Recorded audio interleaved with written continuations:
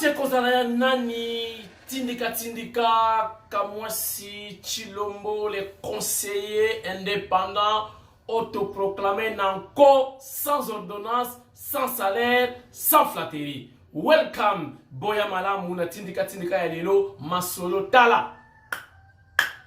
Meke, attachez vos ceintures, bozala na patience parce que ça makamu ya ditunga, makamu ya mboka boko sepela na yango, bozala kaka ndenge bomesana. Merci beaucoup chers internautes. Tobandi Alain, tope ba maman na likambu, tope sommaire ya émission ya lelo, tokobanda kolobela makamu ya signature ya mokonzi ya mboka na Nairobi epai wapi Fachi anako beta Kagame. Mission conjointe. 6 pays différents bandimi ba pesa ba armée na bango baya ko sécuriser biso, donc biso bana na bango totali incapable ya ko sécuriser est na biso. On en parlera. Chers internautes, Prince Charles Azana Rwanda. Minele balingaka biso te. Ba minere na biso oyo ezali futur ya lobby ya monde. Informatique. Armement. Nyonso awa na Congo. Na place koya kosola na biso mo bakolo ba minere. Prince Charles Azana Rwanda, Masolo, na Kagame. Bafa quoi? On en parlera. Je crois Botali, émission, comment dirais-je, titre, il y a émission Lelo, Fachi chez Poutine. On en parlera. Ba Congolais, ba Sénégal, ba Tchamir, na Este, pour ma ramouana et là. Comme ça, FRDC, va faire la carte à Samir, sera zolo, bini, kola mille, ta, aux ongi. Balkanisation, il y a République démocratique du Congo en cours. Il y a sur l'excellence Nana Manouani, dans sa déclaration, vidéo, je crois, ils ont nous prêté. Ndena tcheli bino ngobo yo kama kamu Nana Manouani na ebisi ba Congolais. Na MC bino mindele balinga abiso te. Ba boma Lumumba batineli biso linu moko tala Serkei Gayar. Linu moko, la dent, une dent. Ba tia wana Serkei ba ona ngo 6 personnes. Mundele. Désormais, le Parlement debout, nous sommes IDPS, où ils ont tant opposition. Ministre intérieur nous a décidé, ils allaient secrétaire général et à parti. Ministre intérieur a zana information au Yazui. N'a pas quelques détails. Désormais, Parlement debout, il y a IDPS, Abou Pia, décision Woutina, ministre intérieur. On en parlera.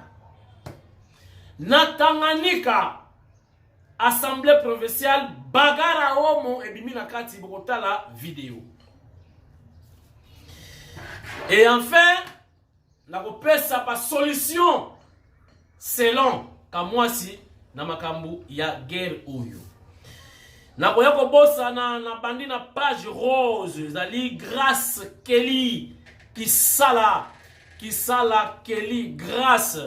Il y a Zabongo na AMSA, je crois AMSA, na UK, donc na Angleterre, et Sikawa puis presse na Mango, aye, na Rwanda kosola Kagame, olia so anabiso makamu, etali soki ba réfugié, soki ba nani, mais lukuta masole dans la carte. Donc, joyeux anniversaire na Grâce Kelly Grâce qui sala, le kola kaka prince le sala. Qui sala qui neki Grâce Kelly qui sala bienvenue feliz anniversario et boa festa et yokani c'est bon Kelly fêtez bien biso koto yope kaka ndenge zalaka émission et bandi chers internautes confusion na makambo esalami na est. O FRDC a bengani M23. O M23 bazwi boye na boye. Bunagap. Chers internautes, na kamwe ba image na moni o bazonga ki bango moko. O bazalaki awa na Congo illégalement te. Bazalaki awa na Congo bayokanaki na gouvernement na biso bazala na FRDC pour la sécuriser zone wana pour la ba intérêt ba FDLR basala ba bêtise te. Selon ba accord pour awa ba accord de makambu de base ya ba conflit ya Congo. Qu'il fallait ba ya 100 bango ba ye 300 balaki bateni ya FRDC. FRDC ba yemone kitege oyo ba muni angura. Donc ko violer na ba accord yango. Bota ba image boyo ka français o ezali na vidéo oyo. Na kozom sa vidéo oyo 2 fois. Boyo kambala liboso, boyo kambala mibale. Et ça veut dire quoi dans tout ça? Soki na ba accord ya mike boto sa te. Ya minene boto sa. Donc Kagame c'est un violeur, ya ba accord. Et puis assoiffé du sang. Et puis on va expliquer bino pourquoi Kagame est agité. Na wala ko bossa. Na lo bango avant la tienne vidéo. Problème ya Rwanda c'est quoi? Rwanda après génocide, après tuerie entre les Tutsis et les Hutus, après la disparition tragique il y a président Habyarimana assassiné. Rwanda alela na monde. Ba mindele ba yokina ba mawa ba vivaka na ba aide. Genre aide humanitaire. 50% ya ba revenu ya ba Rwandais yaka na ba aide. 50 autres na fakwa na kibuyibi. Vol. Ba yibaka na Congo. Content, or, tout ça, castérite pour ba vivre. Ce que l'esprit fatia so ya nango d'un changement ya ba code minier, ba contrat minier voulais-je dire. Baza kolela bazo mona ke oyo aye abongisa Congo ba magui ba vol na biso ekufa. Kagame azo mona shit ya Rwanda lobby. Azo mona 50% oyo azo na vol na Congo et ko disparaître. Yama comme le kola mutu ali boma. Ko bomisa ba soda gratuitement. Ko bomisa ba innocent gratuitement pour bénéficier de 50% oyo azo na compte ya vol. Chers internautes, bavanda kina fachi musika me fachi netika ka sotele Kagame tala mwana muluba engame mobali ngana yemsa kabilo na sala ba émission awa na bagam batika bena Kagame boyina fachi 2 minutes c'est trop Kagame kao. Chers internautes, ezalaki benda bika na Nairobi en dehors ya ba caméra. La presse kuna ba konzalinga bunda. Presse, caméra, kuna, téléphone, kanga, bakonzi walimba bunda. Ezala ki blague ti. Mais, ngai no webisa, mokonzi mboka, ngai conseiller na yo indépendant autoproclamé. Batu ba komelanga, koba ngone bemission te, benga ye, ozana ba numéro na ye, aza mokonzi, obenga ka mokonzi ngonga nyoso te, mba mususu pe okozwa ye te. Il faut dans la penza disposer, je vous dis la blague ti. Pourquoi c'est un numéro président? N'a pas personne numéro président. Mais n'a émission Bengaï. Heureusement que c'est un numéro. Est-ce que vous comprenez? Voilà.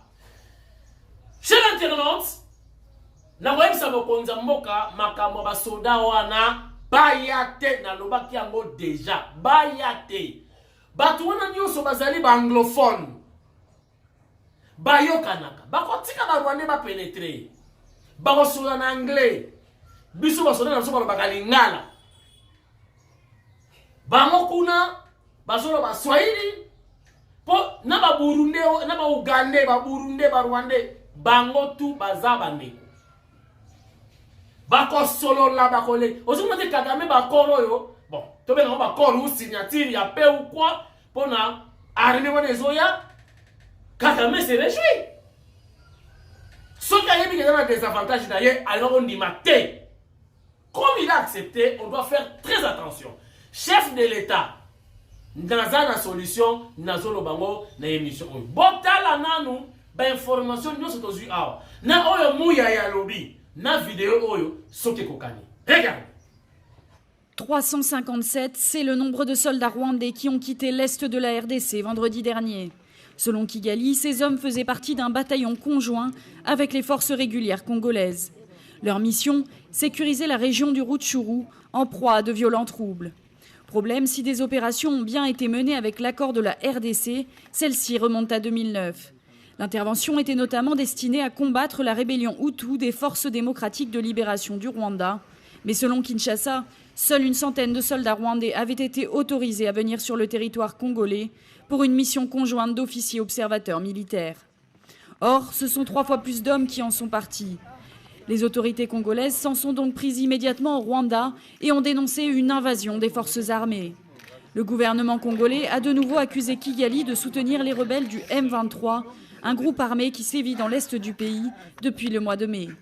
Des allégations que réfutent les autorités rwandaises, alors que les Nations Unies ont également dénoncé dès le mois de juin des connivences entre Kigali et les rebelles congolais.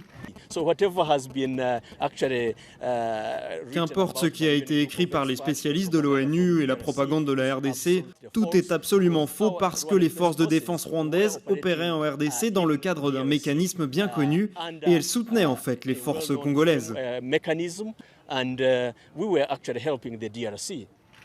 Pour les autorités congolaises, Kigali s'est servi de cette opération militaire pour exfiltrer des éléments de soutien aux rebelles, craignant des sanctions de l'ONU.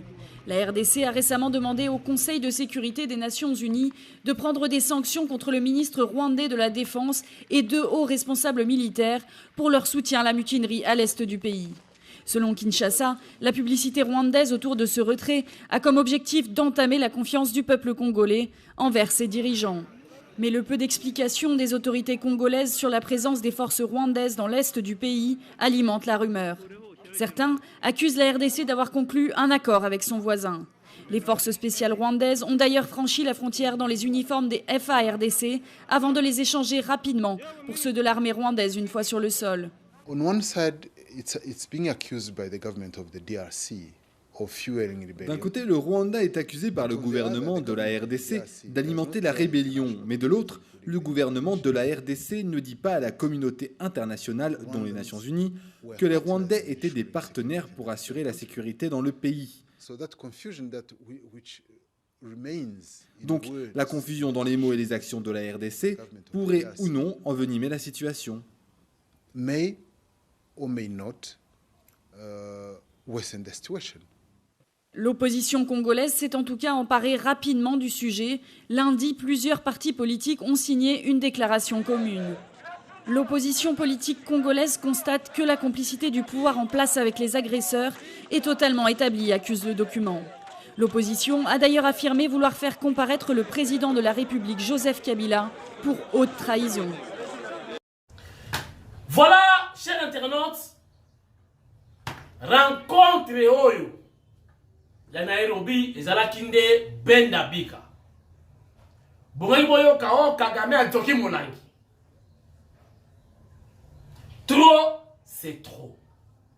Tout ça, les Anglais derrière Rwanda. Prince Charles est au Rwanda. Quoi faire na Rwanda? Akinokosala nini? Mindele yoyo balingi bisote fachi beto ba américain na yoyo ngana zomona bango clarity la lobaki na émission moko wa départ ya manque amer. Il y a eu des gens qui m'ont critiqué. Bozomona ba américain d'abord les américains blancs balinga na bango ba noir té. Bon, tu arrives à fusil à noir chaque jour dans les États-Unis.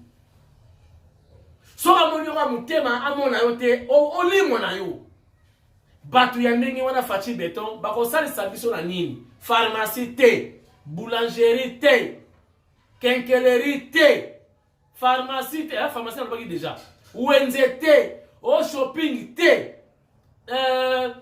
dispensaire te, bamai bamelaka ya bamomoko. Chers internautes, bozo mona bnaka États-Unis ozo yele Faci. Solution na émission oyo. Armée oyo ezali koya wana. Ya 6 pays. Mais MONUSCO azali awa. Quel bilan MONUSCO? Bota donc mission ya observation. Hein? Donc MONUSCO fallait kende nango banda kala et kende na yango. Donc bata ko bunda bango na ko observer. Bino ko bunda bango ko observateur. Après bah ko changer au nom, to ko na sima FARDC, mais pendant tout ce temps, bata ko konta ndenge balingi, bano zonga ndenge balingi. Siko la MONUSCO fait quoi? Ne fait que observer. Et maintenant, MONUSCO a quitté pendant des années. Si vous armez aujourd'hui, il y a 6, il y a comme sa zone, zone neutre, Faci kolingate, retirez signature. Faci, retirez signature, s'il vous plaît. S'il vous plaît, Mokonzamboka, retirez la signature, nous sommes à Genève. Au coup faté. Bon renfort, pour que soit 1000, mais tout me dit, c'est pour que 1000. Ba génie militaire na biso, ba na kotonga 1000 kuna. Et c'est la mort. Tout au long ya 1000, boche ba 1000. Batala ka likolo po soda Rwanda donc po ba mona ye zolo kaka. Ta onaka zolo bimi na 1000. Ta azongi kuna. Et c'est tout ça c'est rien. Bako violer kaka ba Rwanda ba yebi ke batona ba chakuna batu na bango bako s'infiltrer. Chef de l'État retiré signature armée wana eyel baya kosanani. Donc Congo est incapable de sécuriser est ya mboka na yemoko. Ko peza wana. Prince Charles aye pambate na Rwanda. Balinga kabiso te. Bakolinga te to réussir, chef de l'État a contrôle total ya Congo. Bango ba kopesili. Mokonza bengi bango boya coopération gagnant-gagnant. Bango mona gagnant-gagnant 50-50 et là mouké. Bango faut zoka 90, biso to zoka 10. Et ça la mawapi. Chers internautes, to kanana, to simbana na maboko pour projet ya balkanisation il n'y a comme sikoyo matérialisé. Boya ka message bande ko basali biso pour se la uni pour te faire échec na banguna. Nana na mona casterité. Nana na mona coltante. Na lia ka pembo ma coltante. Na lia ka mbonga casterité. Nazala mwasi na kivute. Même baza bande ko na biso. Po tozali mboka moko. Tolinga na to sima na makasi to faire échec na balkanisation. Boyo ka message ya bande ko ba kanisi pour la sensibilisation liée na éveil patriotique. Suivez.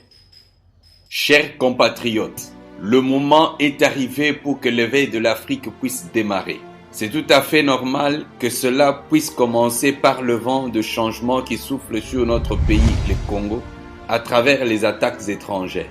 Ceux qui ont cru depuis longtemps que le Congolais était seulement chanteur et danseur sont malheureusement en train de se rendre compte que Dieu vient de donner au peuple congolais un nouveau cœur et un nouvel esprit du patriotisme pour réveiller toute l'Afrique. Ce n'est pas par hasard que ces événements se déroulent à la veille de la fête de l'indépendance. C'est juste parce que nous devons nous battre pour une nouvelle indépendance. Les ennemis des Congolais avaient déjà tracé le chemin pour la déstabilisation du Congo, mais ils ont oublié que Dieu avait déjà prévu des armes secrètes pour confondre leurs mauvais plans. Nous avons déjà fêté les 100 ans du ministère de Papa Simon Kimbangu, qui sert de poteau indicateur de temps pour le développement du Congo et de l'Afrique.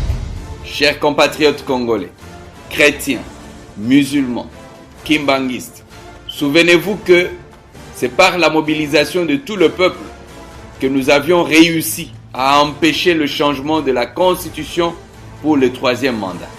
La prière seule ne suffit pas, car malgré que Dieu avait donné la terre promise aux enfants d'Israël, ils devraient se battre pour la posséder. Malgré la manifestation de la puissance de Dieu en Égypte, il a fallu les décrets du Pharaon pour que les enfants d'Israël sortent de l'Égypte. C'est maintenant le moment que nous devons quitter nos bâtiments des églises et des mosquées pour envahir le palais du peuple et réclamer que les accords signés avec tous les groupes armés soient annulés. Car nous, peuple, nous voulons nous battre pour l'indépendance de notre pays. Les attaques de M23 se justifient toujours par les accords signés dans le passé. Ce sont ces accords qui nous ont imposé des étrangers au sommet de l'État. Le M23 est devenu comme un démon en continuelle réclamation. C'est le moment de mettre de côté nos divergences politiques et religieuses pour terminer une fois pour toutes cette question des accords secrets, peu importe le temps que cela pourra prendre. Tous derrière le président de la République, nous devons nous lever, augmenter notre niveau de vigilance, surtout le mois de juillet dans la ville-province de Kinshasa. Les apôtres et les prophètes sont des sentinelles. Nous devons jouer notre rôle. Chers compatriotes congolais, cette mobilisation pourra nous permettre de nous débarrasser de tous les députés et militaires infiltrés. Jeunes artistes, levez-vous. Pasteurs, levez-vous. Sortons à la place publique pour montrer au monde entier que les Congolais sont unis pour la paix et l'éveil de l'Afrique. Tout dirigeant africain qui soutient la déstabilisation de la RDC est un ennemi de l'éveil et du développement de l'Afrique. Le peuple africain doit maudire un tel dirigeant. Notre patriotisme doit s'éprouver par la détermination. Cet appel à la mobilisation pour la paix en RDC est une affaire de tout le peuple africain soucieux de vivre au plus vite l'éveil de l'Afrique. Vive le peuple congolais, vive le peuple africain, vive l'éveil de l'Afrique, que l'Éternel des armées nous bénisse. Dossier, il y a président Gilles, il y a Zandu, Parlement debout, Parlement debout et Koufi. On a une information, excusez-moi, le Kolabino, que Aza Ozare, Bakangiye, Pona, ba propos, ba malobanaye, na ba injure, na ba accusation, ne ba bengiye, akene ko prouver kaka makambo. Na moni télévision pe il a na makambo ebele. Bon, on a passé information ya colonel. Boya kanyo na lobeli yango na conditionnel selon Batouboui. Que akoyi kozala boui. Selon boui. Donc faut qu'on fasse très attention na ba propos ba maloba oyo toloba kapé na ba télévision. Disait pour na Gilles na yoki ndenge bilebe boyoki que Gilles Aza Ozare na koluka na yeba quintessence eza nini o esali que Gilles Aza arrêté. Il semble que ba maloba na ye ba propos ba accusation na ba injure ne ba bengisiye na ba zuzi pour na mametali état de droit à s'expliquer après ça ba preuve ya ba propos na ye oyo alobelaka na Zandu. Je crois ils en a sens wana. Pona Patrice Emery Lumumba, premier ministre ya Yambo, ya président Mutankasa Nkasa Mvubu. Chers internautes, na lobi na mindele awa, mindele balingaka bisote. Mundele abomiye na ba condition moko inhumaine. Et puis balongoli linu babomba linu wana na biso ba africain eza linu te eza nzoto na ye si réellement eza linu na ye. Cher internaute, sikoyo botani baosala biso boboma mutu bato bamona te lelo bazozongisa linu boje na serikali ya Gaya 6 personnes bazomema linu wana munele bomoni munele na boye ko inciter bato à la haine contre les minele mais mawatro bantumbi mawatro. Donc lelo yo bozomona bazong selib solide to sala matanga problème ezate to ko sala matanga mais boye bake batu na bisuti toyo kikutuke masque oyo roi ya kozongisa awa chiki masque ya basuku eza vrai masque ti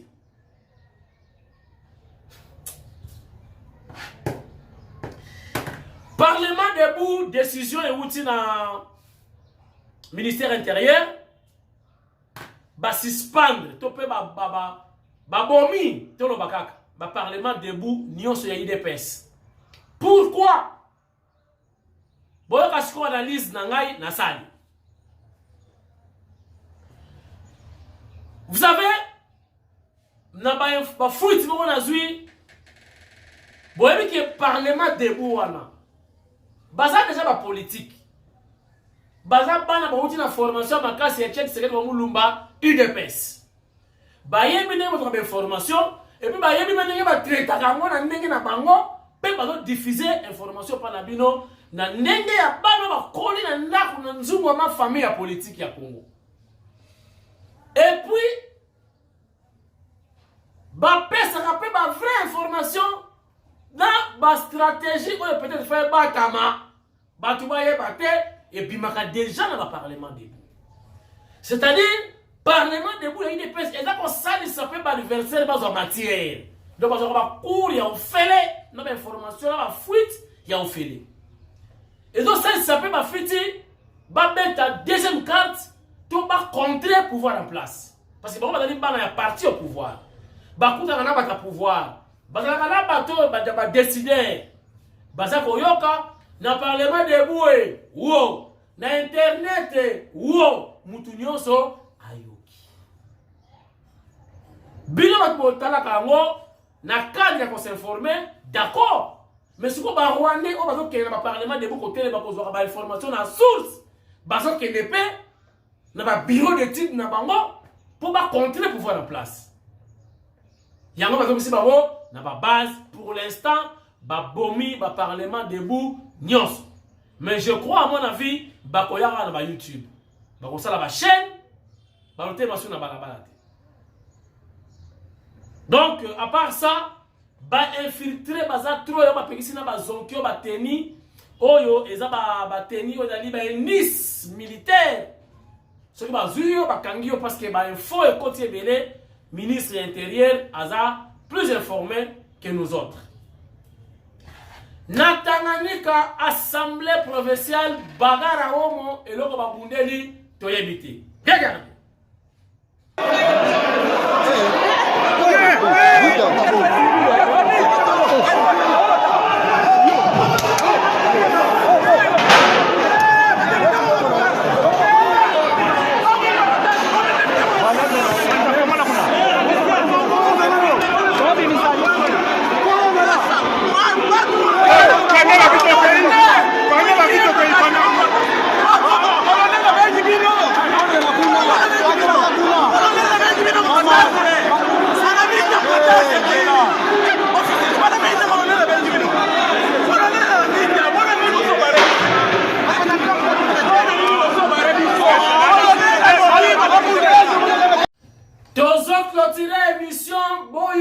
Solution, il y a conseiller indépendant autoproclamé encore sans ordonnance, sans salaire, sans flatterie du chef de l'État Kamwasi Chilo. Fachi Béton qui n'est pas à Poutine. tokoti na étape ya ba guerre de nerfs. Oza mwana ya Tshisekedi, ozali combattant, ozali Kassayen, ozali Congolais, ozali Africain. Kende kotala Poutine. On a tout ici. Maintenant, ba américain, na baris, ba bunda bien bien. Tant ba ko prendre kaka ba moneka photo yo okela la Poutine. Soukata na aéroport kaka bo yamani au côté en avion aux zongi. On doit créer l'équilibre. Bako saka na bisote.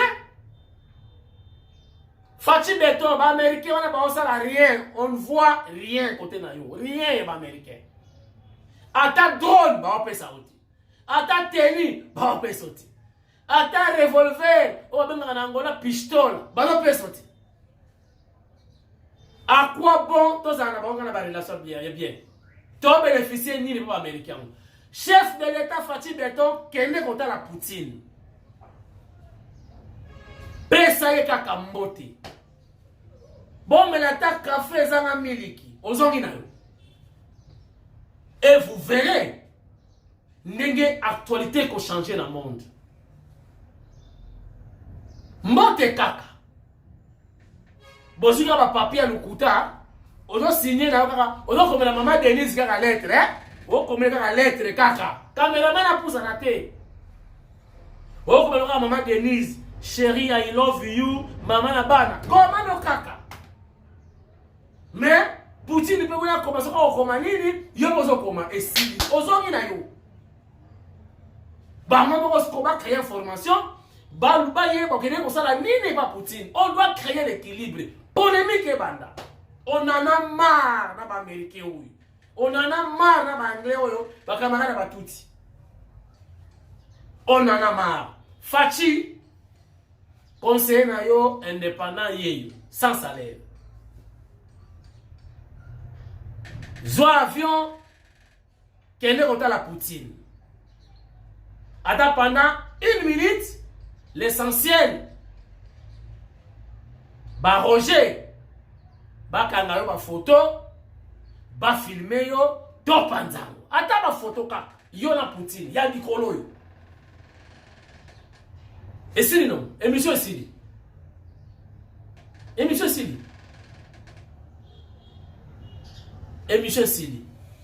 Mais je vous rappelle qu'à la terre, page rose Nepse Kibino, la grande prêtre mère, maman Guy Kutumbuka, bon les okota, Kotoyo.